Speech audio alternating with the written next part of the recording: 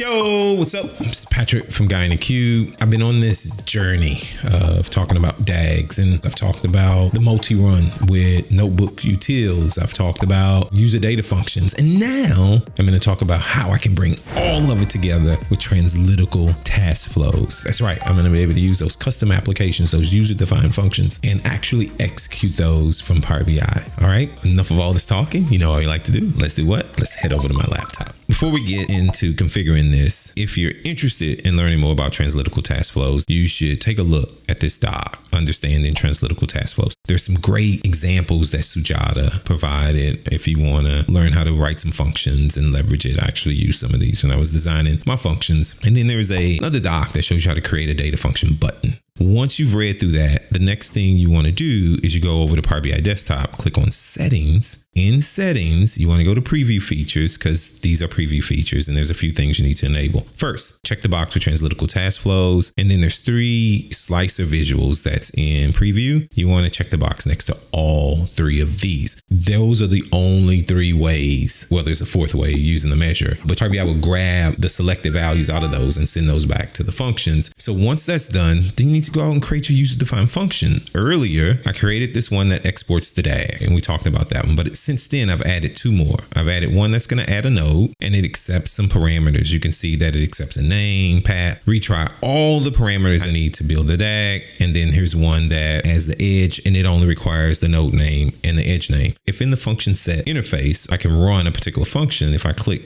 this, I can enter those parameters. Okay. I don't want to require whoever is building a DAG or modifying the DAG to go here inside of Fabric to do that. Why not use Power BI? Power BI is the center of the universe. Sorry, I gotta calm down. See, I got my Power BI shirt on. Okay, very important. For your functions to appear in the drop-down box, you need to return a string.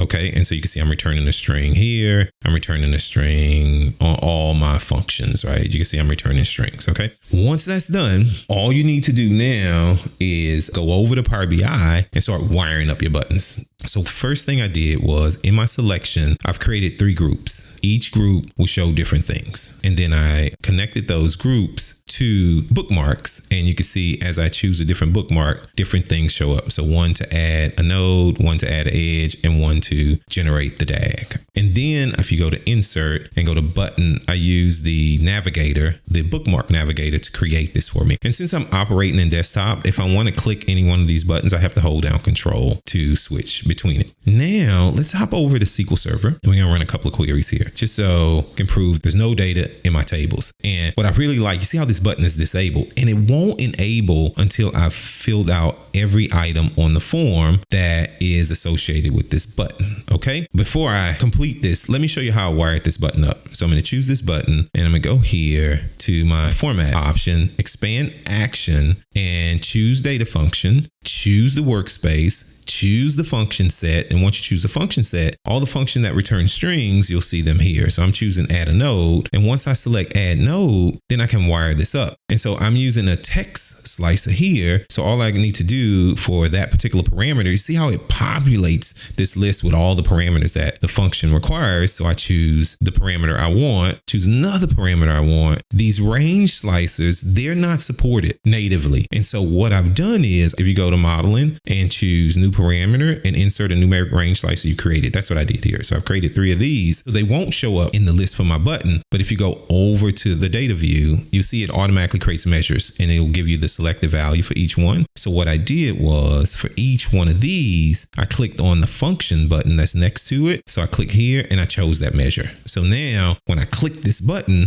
all 5 of those parameters that I've specified either a slice or a measure for will be sent to the function and the function will execute. For the edge, I did the exact same thing. There's 2 slices here. I believe these are lists or button slicers. And if I go and choose that button, what you'll see is that it recognizes both of the slicers and I just selected them. And then if you switch over to the generate DAG one and you select that button, you'll see that it's just me calling the function. There's no parameters. You can have function with parameters or function without parameters. You should go read those 3 documents. Once everything is wired up, now we can start interacting with our custom application. And so we're going to start with add a node. And so what I'm going to do is I'm going to copy the names of the notebooks. I'm going to paste them in. You can toggle how many timeout seconds, how many retry intervals, how many times you want it to retry. But notice that the node button is available. So if I hold down control and click add, it's going to refresh because there's a property that you can tell it to refresh after it's done. And you can see, hey, here's the stored procedure that it ran. And if I go over into my database and run this query, just because people won't believe me, there you go. And if I do it again, so let's do this one more time because we're going to add a dependency. I want you to see the entire process. If I go back, paste this in, accept the defaults, just like this, hold down control,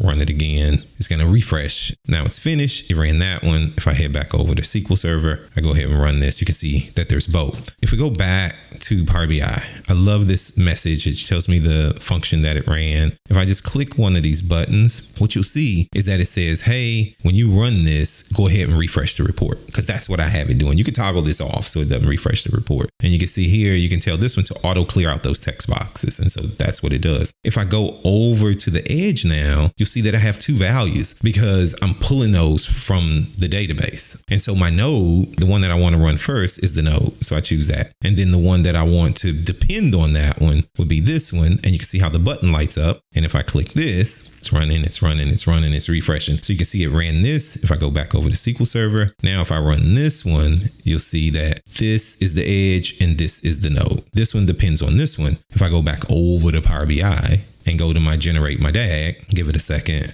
And I'm using the custom visual. If you publish this one out to the service, it does require a license. But you can see here's the one that's going to run first and this one's going to run second. Let me go into the visuals. There's a force directed graph that you can use that's free. I just didn't like the way I visualized it, but you got to pay for this one. So up to you. Once all that's done, if I go over to Fabric and go to my Lakehouse and go to DAG files, click refresh, you'll see... Oh, wait, one thing I forgot. I forgot to generate the DAG, right? So there's nothing there. You saw there was nothing there. Hold down control. It's going to generate a DAG that says, here's my primary one. And then it's going to have a dependency on this one. It even shows you what it created. And so you could copy this if you want, but I'm not going to do that. I'm going to go back over to Fabric. I'm going to click refresh. And you'll see there's my DAG. If I open it up, I'm going to copy this. I'm going to head over to VS Code. I'm going to format this out. And you can see, right? This is the first one that I entered. This is the second one that I've entered. And then I created the dependency between the two. It automatically generated it for me. And then if I go back to Fabric and go to my notebook, and I could run my notebook just like I did last time. So I could run this. It'll pull in that DAG document. So let's go ahead and run this. And then we'll print it out. Same thing that we already saw. And then if we run this notebook, what you'll see, it's only going to run two notebooks. It's going to run my first one first. This one will queue up until this one is complete. And so once this one completes, then it'll run this one. What a journey. If you're still here, you are committed to this thing like I was. So we started out with this topological JSON structure that orchestrates the execution of our notebooks. And I was copying and pasting them. Then I decided, wait, there's got to be a better way. Then I created a user-defined function with a little code. And that user-defined function actually, instead of me copying and pasting, it wrote that thing to the Lakehouse in the folder section. Then I was able to create a notebook that reads that DAG into a variable, use that variable as part of the multi-run from notebook utils, and then it orchestrates the run of all my notebooks. What do you think? You got any questions, comments about user-defined functions, translytical task flows, the DAG? Do you have a better way to do it? I love to know. You know what to do. Post it in the comments below. If you want to learn more about Fabric, probably a video flying above my head. And as always, from Martha, Adam, this guy. Thanks for watching. See you in the next video.